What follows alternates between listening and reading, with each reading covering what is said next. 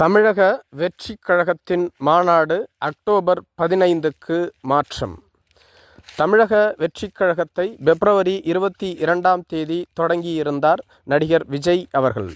இந்த கட்சிக்கான கொடியை ஆகஸ்ட் மாதம் 22ஆம் தேதி அறிமுகம் செய்திருந்தார். மேலும் செப்டம்பர் மாதம் 23ஆம் தேதி தமிழக வெற்றிக் கழகத்தின் மாநாடு நடைபெறும் எனவும் அறிவிக்கப்பட்டு இருந்தது. இதற்கான அனுமதியை விழுப்புரம் மாவட்ட காவல்துறை கண்காணிப்பாளர் கடந்த 8ஆம் தேதி வழங்கியிருந்தார்.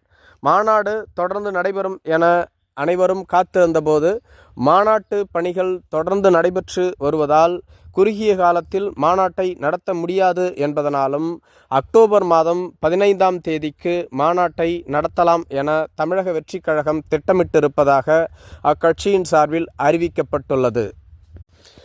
தமிழக வெற்றிக் கழகத்தின்